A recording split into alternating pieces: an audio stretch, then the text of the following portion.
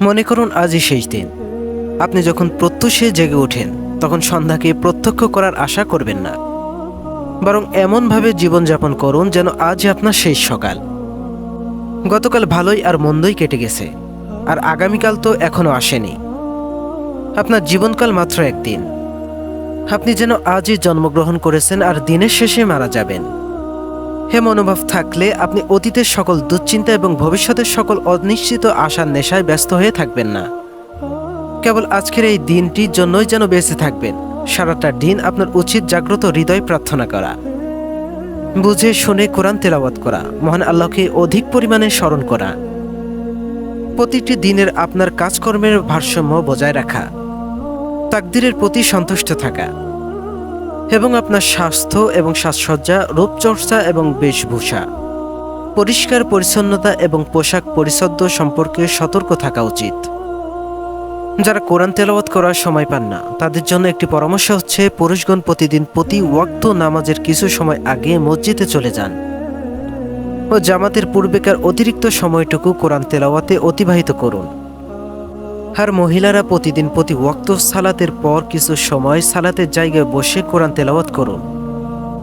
দিনের প্রতিটি মুহূর্তকে সঠিকভাবে পরিচালনা করুন এবং যথাযথভাবে কাজে লাগান, যাতে করে আপনি কয়েক মিনিট, কয়েক বছর ফায়দা এবং কয়েক সেকেন্ড, কয়েক মাসের ফায়দা হাসিল করতে পারেন।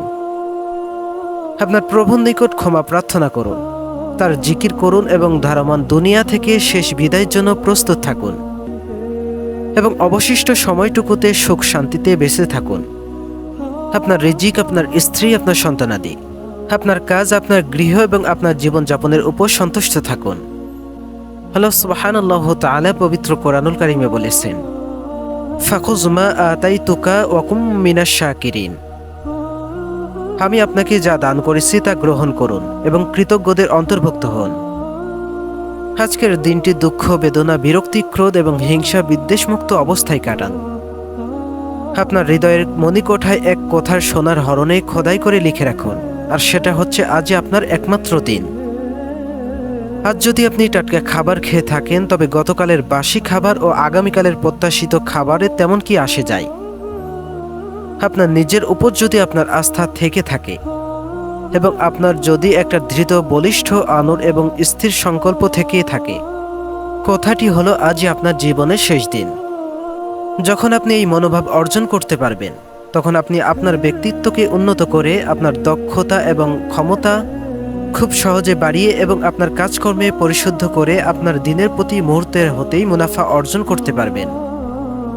তারপর আপনি মনে মনে বলুন, আজ আমি আমার কথাবার্তাকে পরিশুদ্ধ করব এবং কোনরূপ মন্দ এবং অশ্লীল কথা উচ্চারণ থেকে বিরত থাকব। আমি কারো গীবত করব না। আজ আমি ঘর ও অফিস গোছাবো, সেগুলো আগোছালো এবং এলোমেলো থাকবে না, বরং গোছালো এবং ফিটফাট থাকবে। আজ আমি আমার শরীরে পরিষ্কার পরিচ্ছন্নতা এবং বাইরের ঠাট সম্বন্ধে বিশেষ যত্নবান হব।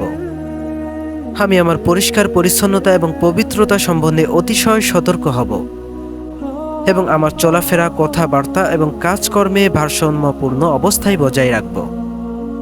আজ আমি আমার প্রতিপালকের প্রতি অনুগত থাকব। সম্ভাব্য সর্বোত্তম পদ্ধতিতে সালাত আদায় করতে, অধিক নফল ইবাদত করতে, কোরআন তেলাওয়াত করতে এবং উপকারী বইবস্তু ও ভালো কিতাবাদি পড়তে অপ্রাণ চেষ্টা করব। আজ আমি আমার অন্তরে ভালো কাজের বীজ রোপণ করব এবং আমি সমস্ত খারাপ কাজ থেকে বিরত থাকব।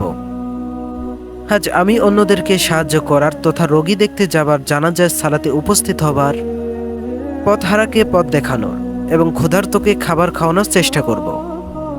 আজ আমি মজলুমের পাশে দাঁড়াবো। আমি বিজ্ঞজনকে, জ্ঞানীকে বা আলেমকে সম্মান প্রদর্শন করব এবং বৃদ্ধদের প্রতি যত্নশীল এবং শ্রদ্ধাশীল হব। হে অতীত, তুমি তো বিদায় হয়েই চলে গিয়েছ, আমি তোমাকে নিয়ে কাঁদব না। তোমাকে স্মরণ করলে বা তোমার কথা মনে করলে তুমি তো আমাকে আরো দেখতে আসবে না, এমনকি এক মুহূর্তের জন্যও না, কেননা তুমি তো আমাকে ছেড়ে চিরদিনের মতো বিদায় হয়ে চলে গিয়েছ। হে ভবিষ্যৎ, তুমি তো অজ্ঞান, অজানা এবং অদৃশ্য জগতে আছো, সুতরাং আমি তোমার কল্পনায় বিভোর হব না। আমি ভবিষ্যৎ নিয়ে আগে ভাগে মাথা ঘামাবো না, কেননা ভবিষ্যৎ কিছুই না, এমনকি তা এখনো সৃষ্টি হয়নি। যারা পরিপূর্ণ জাঁকজমক এবং চমৎকারভাবে জীবনযাপন করতে চায় তাদের জন্য সুখের অভিধানে সর্বাপেক্ষ গুরুত্বপূর্ণ কথা হলো, আজই আমার শেষ দিন।